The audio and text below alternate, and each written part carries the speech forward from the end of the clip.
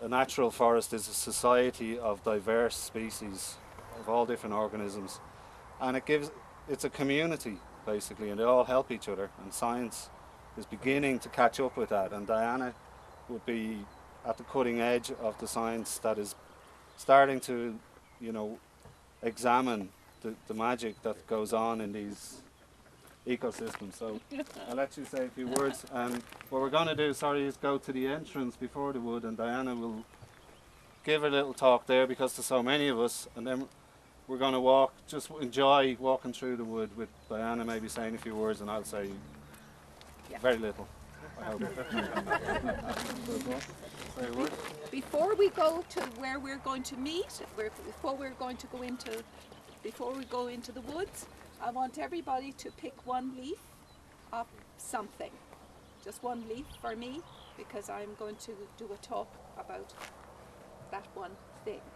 So when we get up there, pick a leaf of something. Have my leaf, you do your leaf. And thanks again, thank you very much. And feel free to ask questions as well.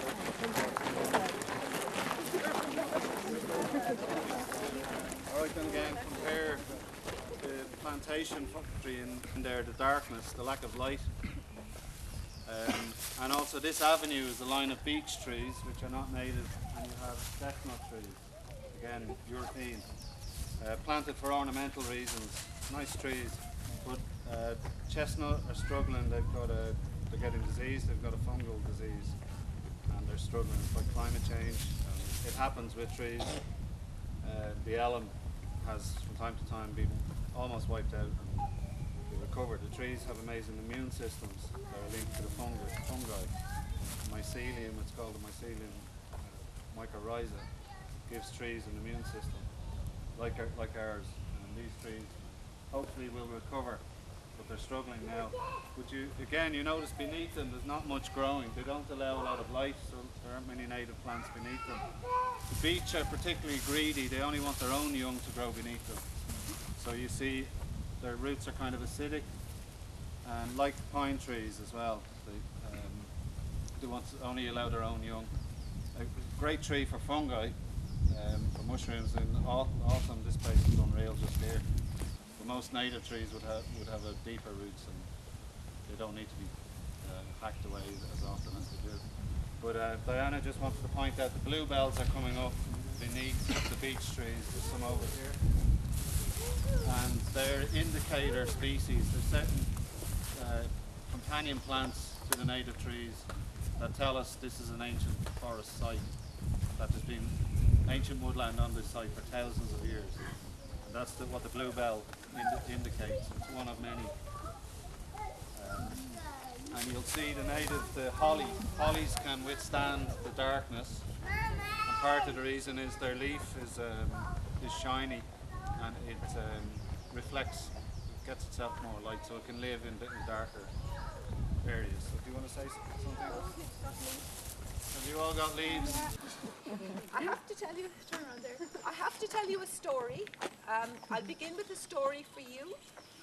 In the year the millennium, which everybody remembers the millennium, Chris and I gave out the largest number of trees for a millennium project in North America. It was about 750,000 trees. And he reminded me this morning of something that happened.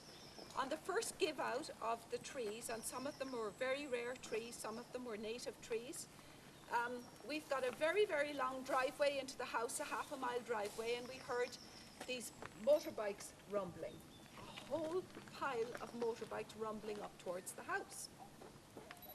So I said to my husband, I said to Chris, "Who's coming?"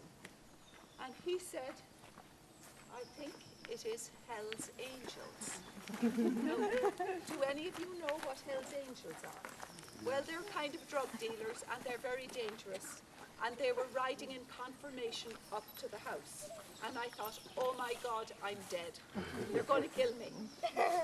Yeah, they did. They had big leathers and big, huge tough jackets on, and they were really rough, and they had chains with them.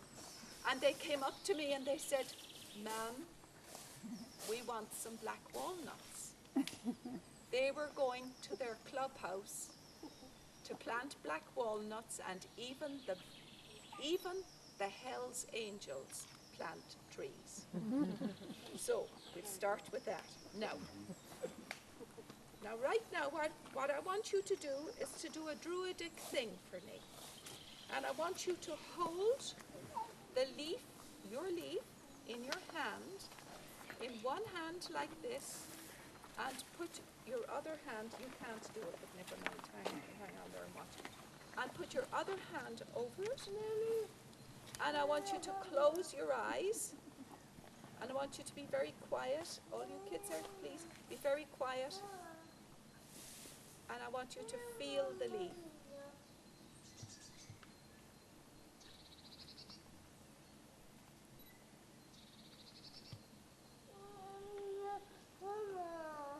Okay, you can open your hands now.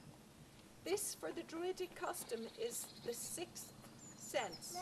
It's called an Súil na Méara. And these are the Súil na Méara. It's the feeling of touch, which we've kind of almost forgotten. These are the eyes of the soul. We have 10 eyes in our soul. And the feeling of touch is the feeling within the leaves. You have the knowledge that in the leaf in your hand, something is alive.